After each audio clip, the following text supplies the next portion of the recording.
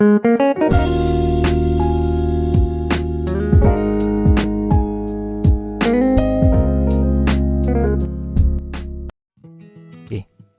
baik. Bismillahirrahmanirrahim. Assalamualaikum warahmatullahi wabarakatuh. Semoga sehat-sehat selalu semuanya. Baik, untuk kali ini kita lanjutkan ke bagian berikutnya terkait dengan pemrosesan query, evaluasi query ataupun optimasi query di manajemen basis data.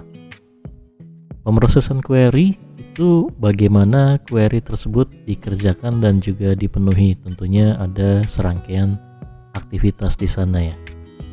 Nah, di sini pemrosesan query itu merujuk pada sejumlah aktivitas yang dilakukan untuk pengambilan data dari sebuah basis data dalam rangka memenuhi permintaan data atau informasi dari pemakai atau user. Berbagai macam aktivitasnya meliputi transformasi dari berbagai query yang diekspresikan dalam bahasa query komersial atau level logiknya ke dalam ekspresi query pada level fisiknya. Kemudian berbagai macam transformasi optimal query dan juga evaluasi query. Struktur di DBMS untuk pemrosesan query itu ada file manager, ada buffer manager, ada query parser, kemudian ada strategi selector, kemudian ada authorization atau integrity manager, kemudian recovery manager dan concurrency control. Nanti untuk rangkaiannya ada di setelah ini ya. Di dalam disk terdapat struktur data yang diperlukan dalam implementasi fisik, yaitu di situ ada file data merupakan basis data itu sendiri, kemudian file data system, dia menyimpan informasi tentang struktur basis datanya atau kamus datanya. Nah, kemudian ada data statistik. Di sini dia menyimpan informasi spesifik terkait tentang data di dalam basis datanya. Langkah-langkah pemrosesan query mulai dari parsing dan translasi, optimasi dan evaluasi query ya. Nah, di sini serangkaian langkahnya ini tadi aktivitas pemrosesan query dimulai dari query itu sendiri, kemudian di parser dan di translate ke ekspresi aljabar, kemudian dilakukan optimizer. Di sana membutuhkan berbagai macam informasi termasuk dari kamus data ataupun data statistik tadi, kemudian dilakukan perencanaan, kemudian dievaluasi oleh mesinnya, kemudian mengambil datanya tentunya di bagian itu, dan terwujudlah hasil dari query yang diinginkan. Menerjemahkan query ke dalam bentuk internal bagi sistem basis data. Jadi dia mulai dari memeriksa sintak query-nya, kemudian memeriksa tabelnya, apakah nama tabelnya itu ada di dalam DBMS atau enggak gitu ya. Dari pemrosesan parsing tersebut akan dibentuk sebuah representasi hierarki dari sebuah query yang kemudian ditranslasikan ke dalam ekspresi aljabar relasional. Mungkin terkait dengan aljabar relasional itu nanti bisa dibuka-buka lagi ya, atau mungkin nanti kalau kita ada waktu kita akan sedikit banyak bahas terkait dengan ekspresi aljabar relasional.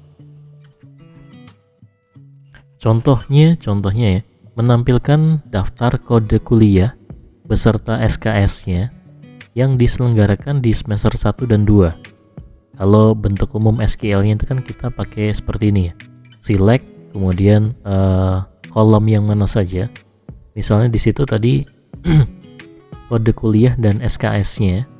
Kemudian dari tabel kuliah, di mana where semesternya itu dia kurang dari 3. Tadi kan yang diminta semester 1 dan 2 ya. Bisa jadi juga where semester sama dengan 1 and or semester sama dengan 2 karena 1 dan 2 diminta semuanya ya. Atau secara singkat semester kurang dari 3 semacam itu. Nah, query ini dapat ditranslasikan ke dalam ekspresi aljabar relasional. Di situ kalau kita baca yang pertama itu sigma ya. Sigma semester kurang dari 3 itu yang mulai dari where-nya gitu ya. Kemudian P yang diminta adalah mulai dari yang di select itu ya, projection, kode kuliah, kemudian SKS-nya dari tabel kuliah. Nah, ekspresi yang pertama di sini itu sebenarnya dengan yang kedua itu sama gitu ya.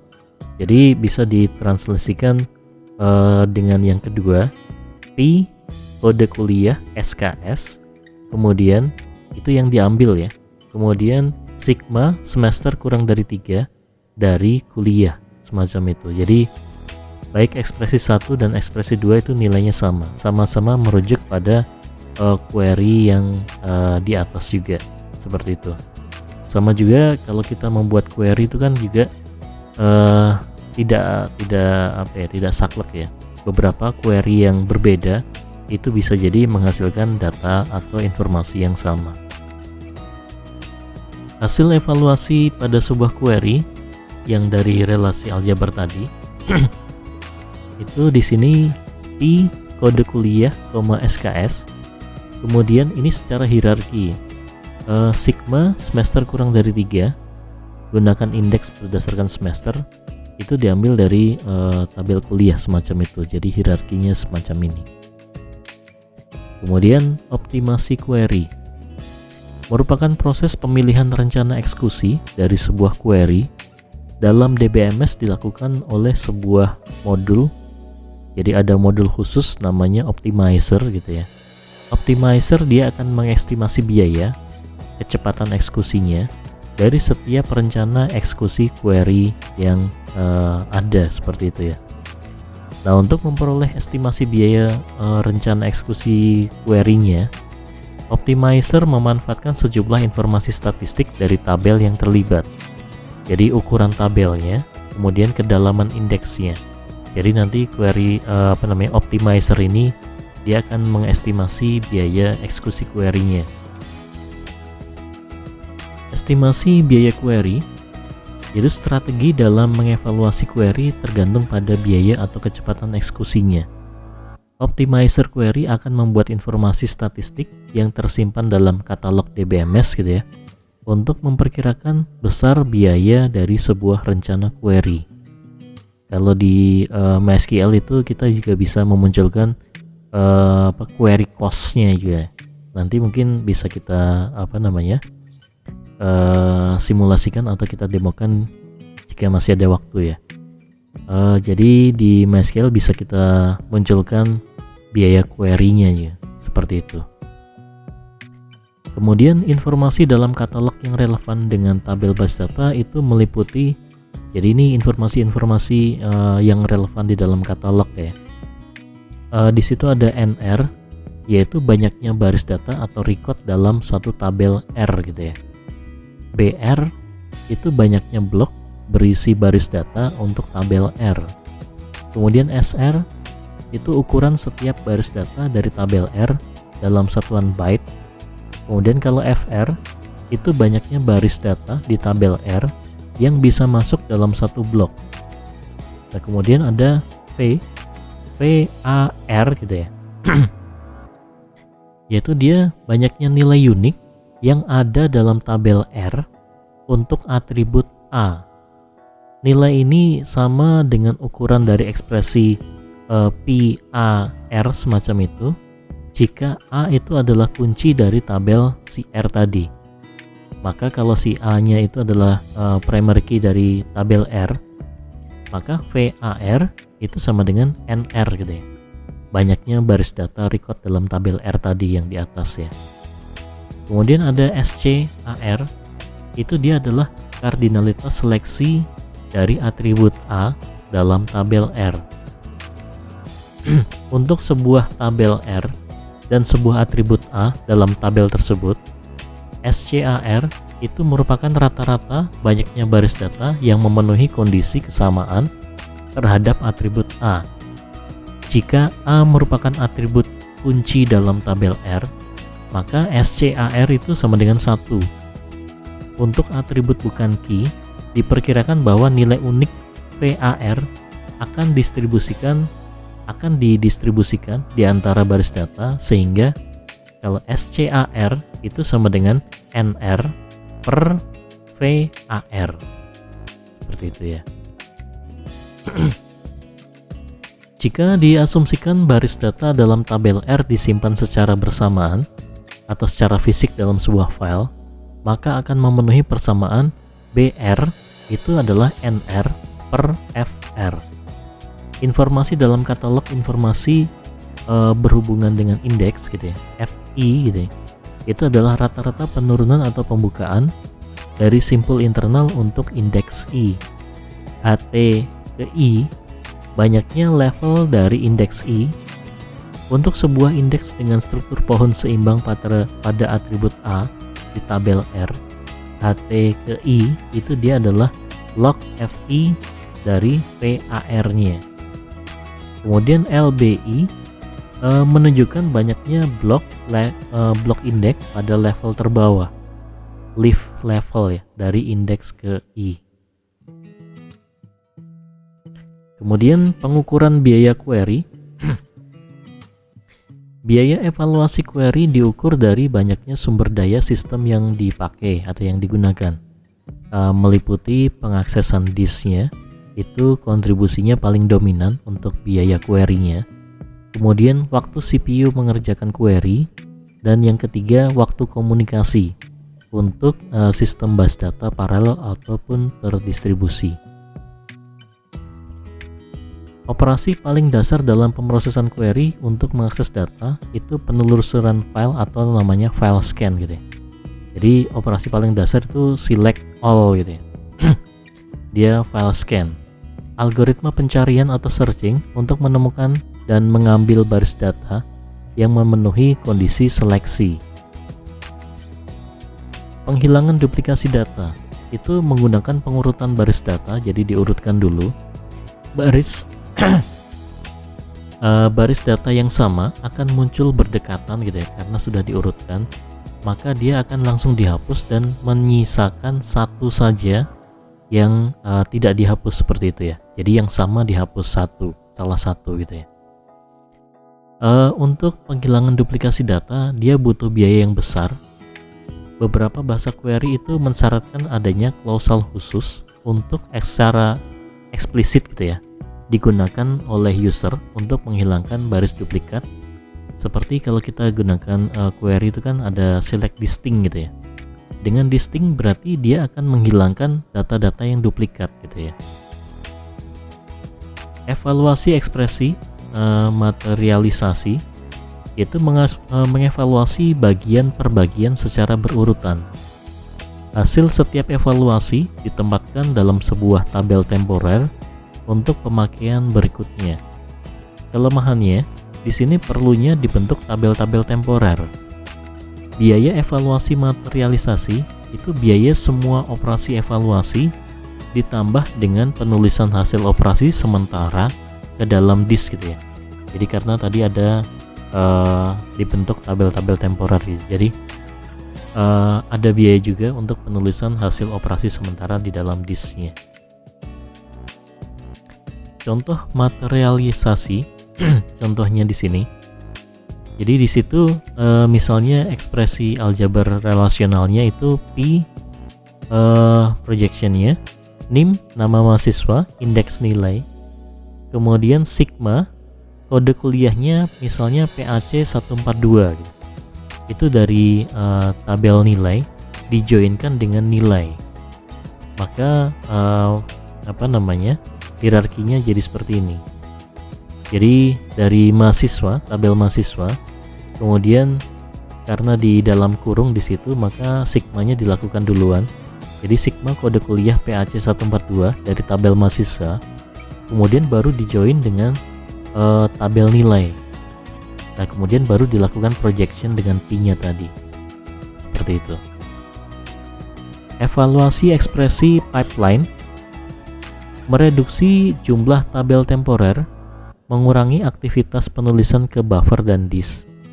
Jadi di sini mengkombinasikan beberapa operasi tabel ke dalam sebuah pipeline operasi. Hasil dari sebuah operasi dilewatkan ke operasi berikutnya melalui pipeline. Dia meniadakan biaya pembacaan dan penulisan tabel temporer.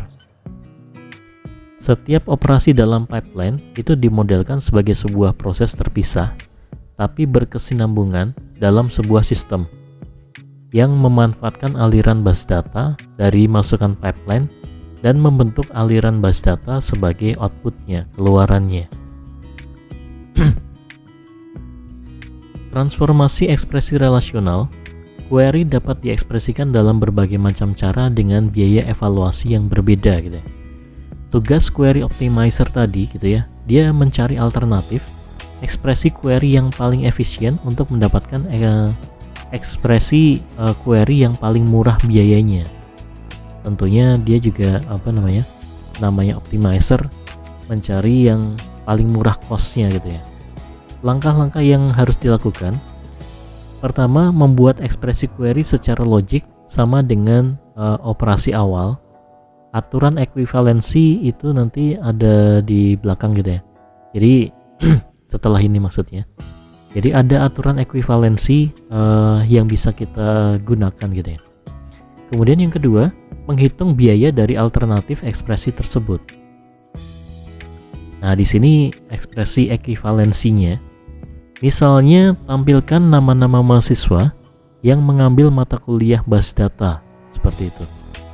Maka di sini ekspresi yang pertama itu P dari nama mahasiswa yang dikeluarkan adalah nama mahasiswa karena itu yang diminta untuk kolomnya.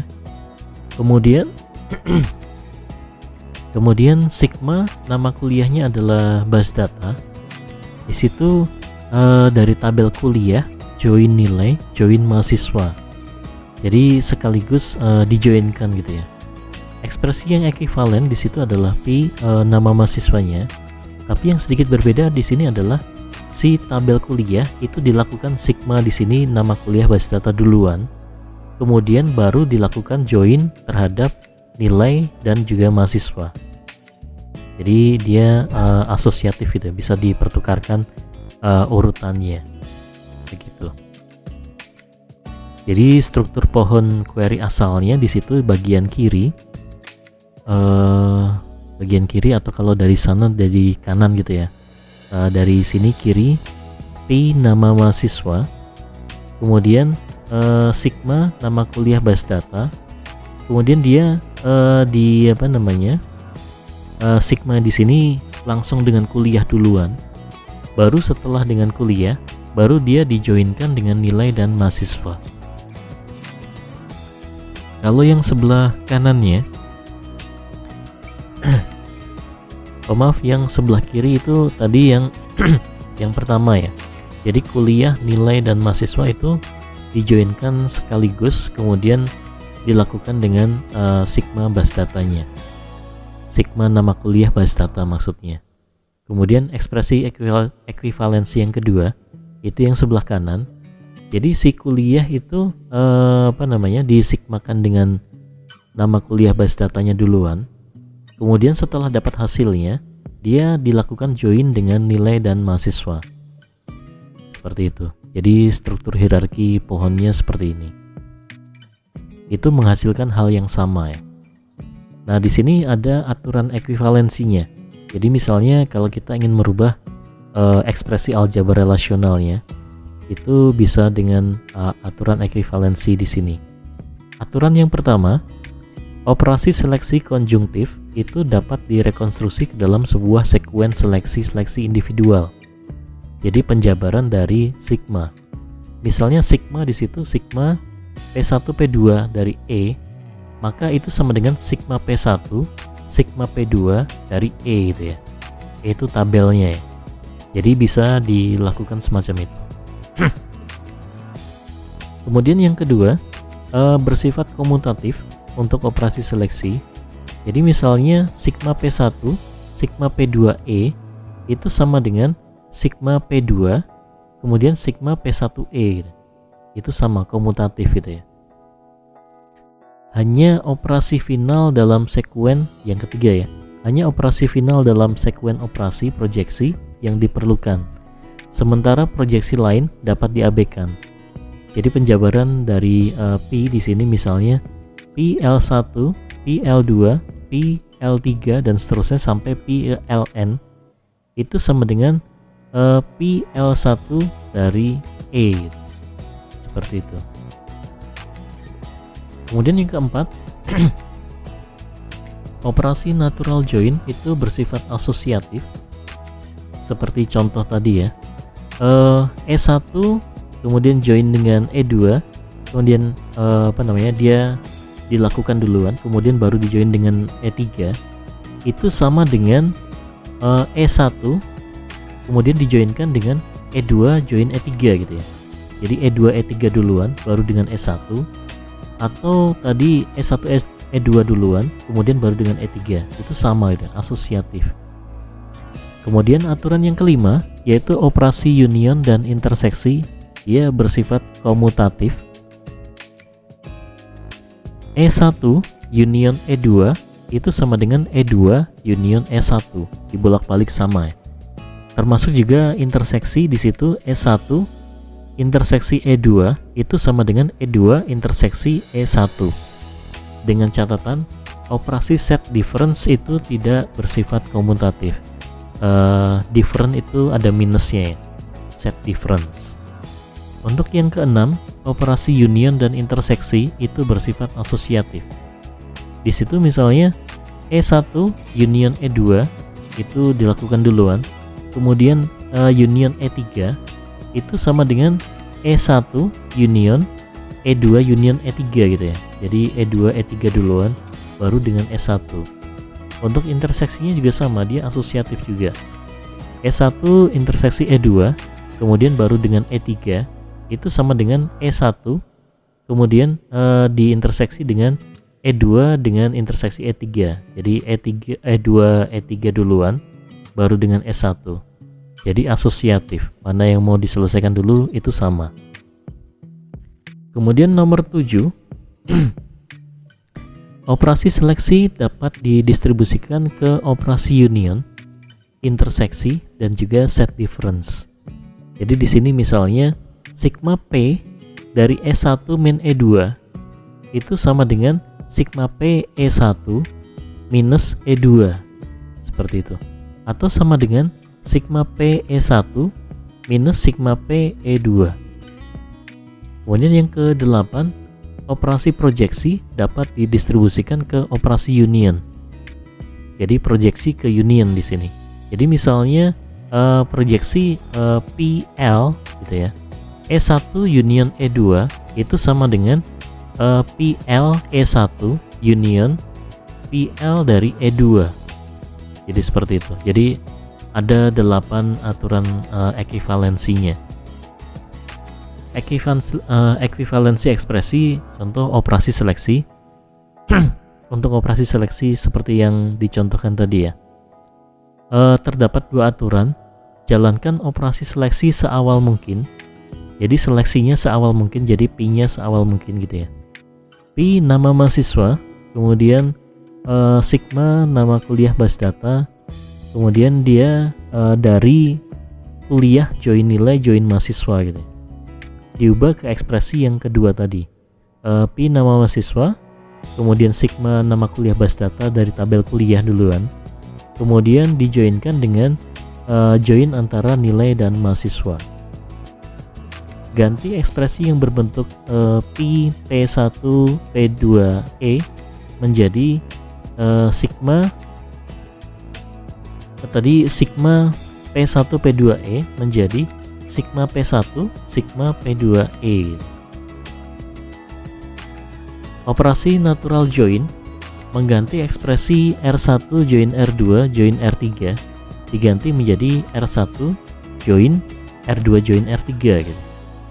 Contohnya yang tadi masih sama terkait dengan kuliah tadi ya. Mau kuliah duluan dilakukan tadi ya sigma nama kuliah base data baru kemudian dijoinkan gitu ya. Jadi dia mengerjakan nilai join mahasiswa duluan, kemudian dijoinkan dengan hasil dari sigma nama kuliah base data dengan tabel kuliah, atau mengerjakan nama kuliah base data dengan kuliah, kemudian dijoinkan nilai, kemudian dijoinkan dengan mahasiswa. seperti itu. Untuk operasi proyeksi, penjabaran dari Pi hanya operasi final dalam sekuen operasi proyeksi yang diperlukan. Beberapa atribut hasil sementara dapat dihilangkan. Atribut yang tetap harus ada itu adalah yang muncul pada hasil query akhir atau yang diperlukan untuk operasi berikutnya. Nah, di bagian yang terakhir itu kita bicara optimasi perintah SQL. Jadi beberapa hal yang perlu kita cermati terkait dengan bagaimana kita mengoptimasi dari SQL kita gitu ya. Desain aplikasi saja itu tidak cukup untuk meningkatkan kinerja dari sebuah aplikasi. Tentunya di sini aplikasi yang menggunakan database tentunya ya. Optimasi melalui perintah SQL juga pegang peranan yang penting. Inti dari SQL itu sendiri adalah perintah untuk melakukan retrieve data, kemudian menambah data, insert gitu ya, modifikasi atau update, dan juga penghapusan atau delete gitu ya, disertai dengan fungsi-fungsi pendukung administrasi ataupun manajemen dari base data itu sendiri. Bagian yang pertama itu terkait dengan optimasi dengan indeks. Indeks itu bisa kita gunakan untuk meningkatkan kecepatan pencarian pada record yang kita inginkan. Tetapi dalam memilih field yang perlu diindeks gitu ya, kita harus selektif gitu. Karena tidak semua field itu memerlukan kita indeks gitu ya. Pada field yang diindeks, pencarian itu dilakukan secara index scan atau membaca indeksnya, tidak langsung pada tabel yang bersangkutan. Sementara pencarian yang dilakukan langsung dengan membaca record demi record pada sebuah tabel itu disebut dengan tabel scan. Jadi kalau pada field yang diindeks itu dia akan dicari melalui index scan dulu. Tapi kalau mencari record demi record itu disebutnya tabel scan. Tabel scan bisa jadi bekerja lebih cepat saat akses record dalam jumlah yang relatif kecil, ataupun pada saat aplikasi memang memerlukan pembacaan tabel secara keseluruhan. Sementara dalam mengakses record yang besar pada field tertentu gitu ya, index scan itu bisa mengurangi pembacaan input output gitu ya, sehingga dia bisa menghasilkan kinerja yang lebih cepat gitu. Jadi pada record yang besar. Kemudian menentukan tipe data. Ini juga perlu menjadi bahan pertimbangan ya. Tipe data itu merupakan permasalahan yang bisa dianggap mudah, bisa dianggap susah gitu ya. Dari sisi daya tampung, tipe data yang terlalu kecil atau sebaiknya yang terlalu besar bagi sebuah field gitu ya, mana yang mau kita pilih gitu ya, dapat menimbulkan masalah seiring dengan pertambahan data yang banyak setiap harinya. Menentukan tipe data yang tepat memerlukan ketelitian dan analisa yang baik. Sebagai contoh misalnya kapan kita menggunakan char atau kapan kita menggunakan varchar gitu ya. Keduanya memang dia menampung karakter tapi punya karakteristik yang beda ya. Jadi kalau char itu dia sifatnya tetap atau fix gitu ya. Sedangkan kalau varchar itu dia bisa menyesuaikan penyimpanan sesuai dengan isi datanya. Jadi variable length gitu ya. Kemudian hal yang lain yang perlu kita perhatikan adalah sebisa mungkin kita tidak mengizinkan allow null gitu ya. Kurangi penggunaan field yang memperbolehkan nilai null. Sebagai gantinya kita bisa berikan nilai default gitu ya. Kalau misalnya data itu tidak dimasukkan langsung pada saat insert gitu ya.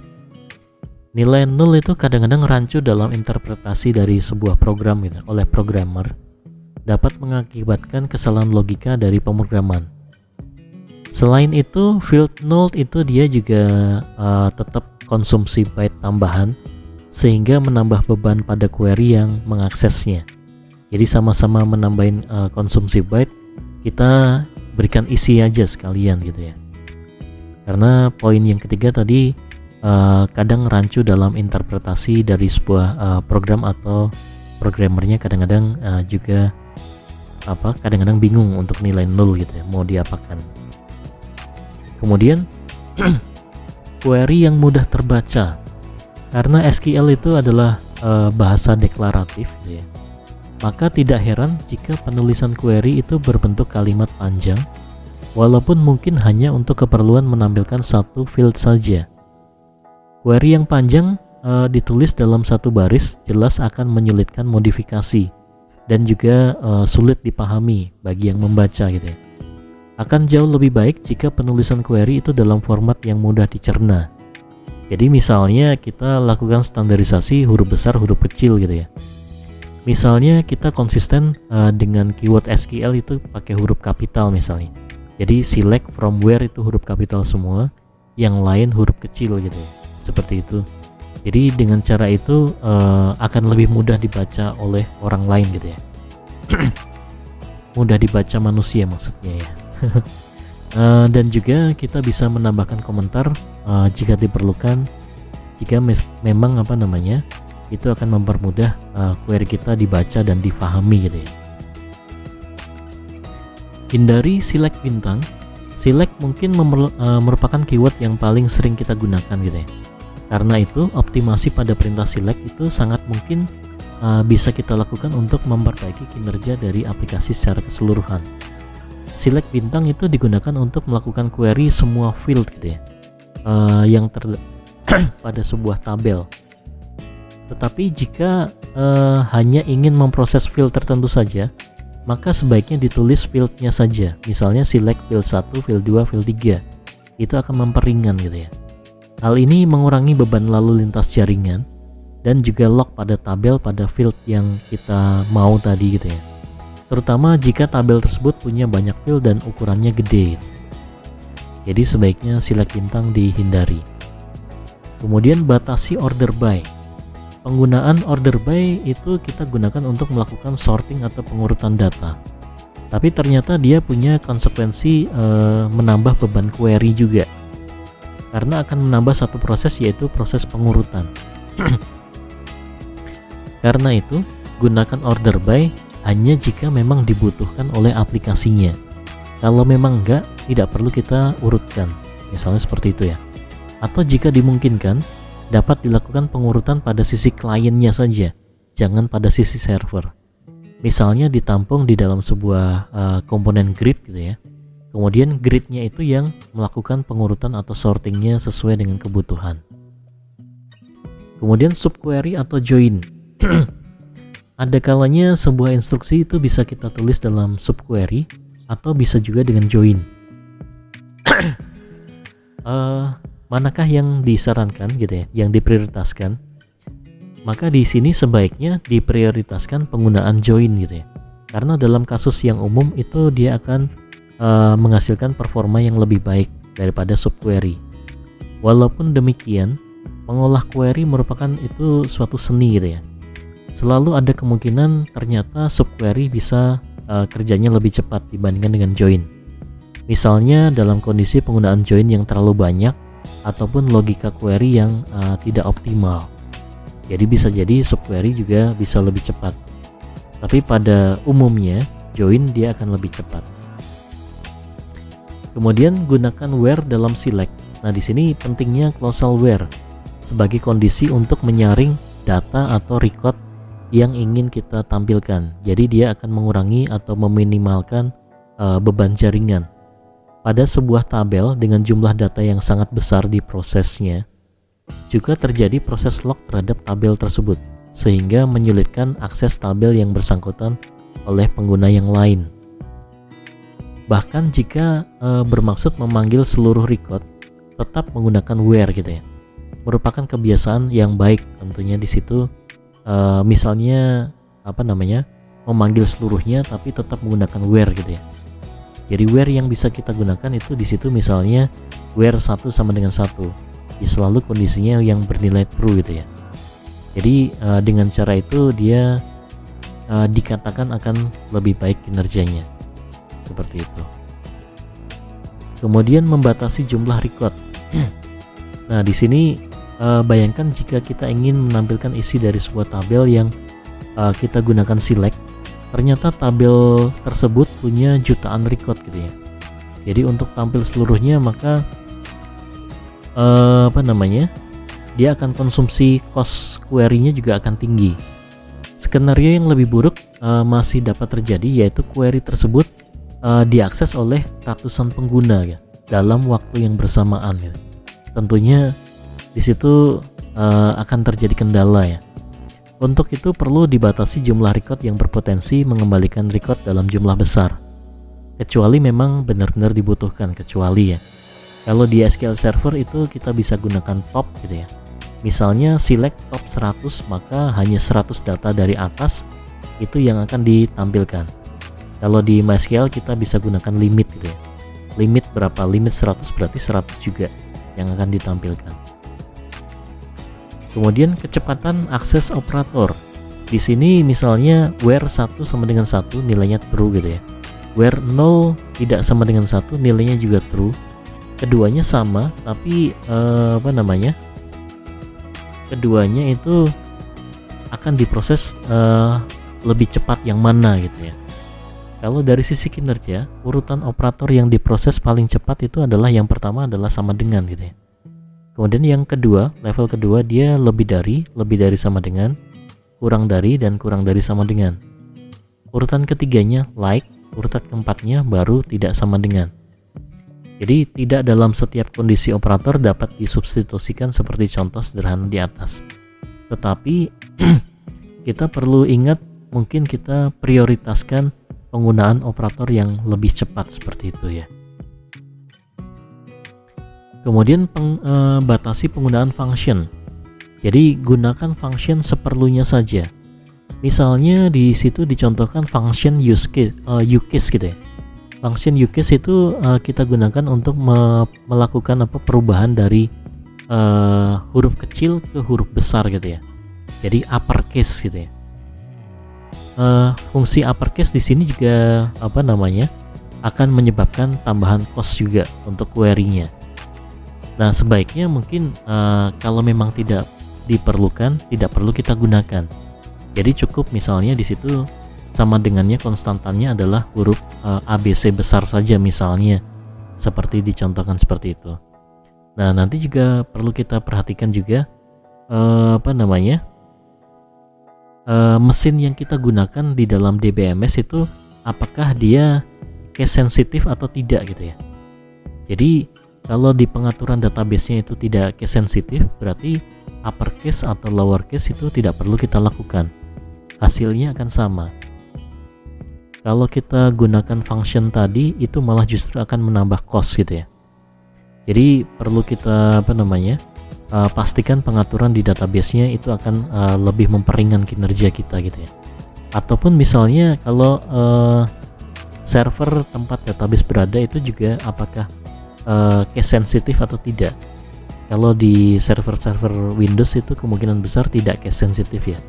Tapi kalau server-server yang berbasis Unix atau Linux, kebanyakan mereka case sensitif. Itu perlu dipastikan gitu ya pengaturannya. Kemudian baca dari kiri ke kanan. Query yang ditulis itu akan diproses dari kiri ke kanan. Misalnya terdapat query where kondisi 1, kondisi 2, dan kondisi 3 dengan penghubung N ya. Maka kondisi 1 itu akan dievaluasi duluan, baru kondisi 2, kondisi ketiga, dan seterusnya. Tentu dengan asumsi tidak ada kondisi yang diprioritaskan atau dikelompokkan dengan tanda kurung gitu ya. Kalau nggak ada yang dikurung, logika operator N itu akan langsung menghasilkan nilai false saat ditemukan kondisi false gitu ya. Maka di sini gitu ya, kita sebaiknya meletakkan kondisi yang paling mungkin memiliki nilai false pada bagian paling kiri. Hal ini dimaksudkan agar SQL tidak perlu lagi mengevaluasi kondisi berikutnya. Jadi kalau sudah ketemu false duluan, maka nextnya tidak dilanjutkan dia. Seperti itu. Jika bingung memilih kondisi mana yang layak ditempatkan di kiri, karena kemungkinan false-nya sama atau tidak bisa diprediksi, maka pilih kondisi yang lebih sederhana untuk bisa diproses. Jadi yang paling sederhana kita taruh di sebelah kiri juga. Seperti itu. Nah, kemudian ini Gambar di dalam database. Di sini juga kemarin sempat ada beberapa pertanyaan seputar cara kita menyimpan gambar di dalam database atau di luar database gitu ya. Database memang tidak hanya diperuntukkan sebagai penyimpanan teks saja, tapi bisa juga kita menyimpan gambar di sana. Misalnya menggunakan tipe data blob, misalnya seperti itu. Gambar disimpan, link atau lokasi gambar disimpan dalam database dibandingkan menyimpan fisik gambar tersebut di dalam database-nya, itu disarankan. Kecuali memang jika tidak memiliki pilihan lain, misalnya karena alasan keamanan atau tidak tersedianya penyimpanan lain untuk gambar selain di database-nya. Jadi sebaiknya disimpan di luar gitu ya. Untuk linknya saja itu disimpan di database-nya. Tapi kalau memang prioritas keamanan itu atau memang tidak ada tempat lain, maka ya mau tidak mau di database-nya gitu ya. Jika dapat memisahkan gambar secara fisik dari database, maka secara langsung ukuran dari database atau bebannya itu juga dia akan berkurang drastis gitu ya. Karena kalau kita lihat gambar atau objek yang lain itu kan ukurannya lumayan. Kalau kita masukkan ke dalam DBMS-nya juga nanti akan cepat bengkak gitu ya. Jadi ukurannya akan semakin cepat besar. Nah itu efeknya pada saat proses backup ataupun restore itu akan menyulitkan kita. Beda lagi kalau misalnya gambarnya ada di luar gitu ya. Pada saat kita backup ataupun restore dari database-nya kan di dalamnya hanya ada linknya saja gitu ya. Jadi akan lebih ringan. Seperti itu. Pengukuran kinerja. Terdapat tool optimizer yang bervariasi untuk setiap relational database management system yang dapat digunakan sebagai panduan untuk meningkatkan kinerja dari query-nya, di mana dapat diketahui berapa lama waktu eksekusinya atau operasi apa saja yang dilakukan oleh sebuah query. Jika menemukan sebuah query tampak tidak optimal, maka sebaiknya kita berusaha menulis ulang query tersebut dengan teknik ataupun metode yang lebih baik gitu ya. Jadi kalau ada yang kira-kira nggak optimal, ya kita gatel untuk bisa benerin ya, atau mungkin membuat itu jadi lebih optimal ya dengan teknik atau metode yang lebih baik. Semakin banyak query yang dapat dioptimasi, maka kinerja aplikasi juga akan semakin baik juga, inline gitu ya. Terutama saat frekuensi pemakaian query tersebut relatif tinggi. Jadi kalau penggunaannya tidak terlalu tinggi, nggak kerasa. Tapi kalau pas yang pakai banyak nanti query optimizer ini yang kita lakukan dia akan punya dampak yang signifikan. Kemudian backup data. Buatlah backup otomatis secara periodik. Sebaiknya tes dan disimulasikan prosedur restore database gitu ya. Dan perhitungkan waktu yang diperlukan untuk membuat sistem pulih kembali kalau ada apa-apa dengan database-nya. Jadi kita kadang-kadang perlu simulasi backup dan restore gitu ya. Jadi seberapa cepat. Jadi nanti kalau seandainya terjadi kegagalan pada sistem, kita lakukan perbaikan, kita restore misalnya semacam itu, kita bisa memperkirakan ini akan kita restore dalam waktu sekitar 1 menit, 2 menit atau 1 jam gitu ya, dan seterusnya. Lakukan proses backup pada waktu di mana aktivitas itu relatif rendah agar tidak mengganggu kegiatan operasional. Nah ini sebagai catatan juga ya. Pada saat kita backup itu sebaiknya di waktu-waktu yang memang tidak digunakan oleh pengguna gitu ya, atau jarang digunakan pengguna. Jangan pada saat misalnya pas jam kerja, pas lagi padat-padatnya dipakai, kita backup gitu ya. Itu otomatis akan mengganggu kegiatan operasional gitu. Memang jam kerja kita sebagai orang yang di divisi IT itu kadang-kadang jamnya berbeda dengan jam kerja orang normal ya. Jadi memang sebaiknya hal-hal semacam ini perlu kita pikirkan tidak di jam-jam operasional kerja. Contoh misalnya di sini ada diberikan contoh, hindari mismatch tipe data untuk pengindekan kolom. Di situ sebelum optimasi itu where employee ID itu dia pakai petik 1000 gitu ya. Jadi dianggapnya di situ adalah karakter. Nah sebenarnya kalau tipe datanya employee ID itu adalah number gitu ya, kita cukup memasukkan number saja, maka waktu yang dibutuhkan dia akan lebih cepat.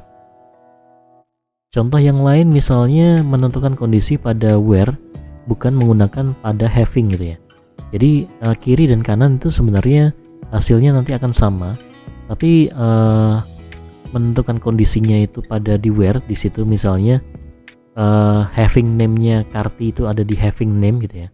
Kalau diletakkan di where name itu sama dengan Karti, kemudian di group by, waktu yang dibutuhkan dia akan lebih optimal, lebih cepat gitu ya.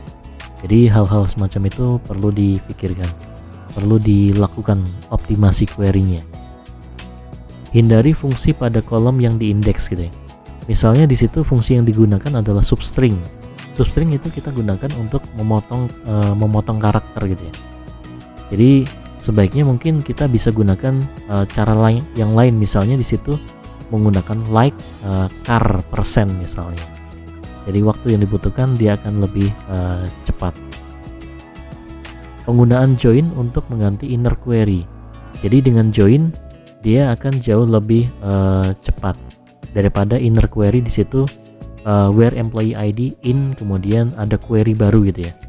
Jadi subquery di situ dia semacam bisa jadi menjadi dua kali kerjanya gitu ya, dibandingkan dengan join.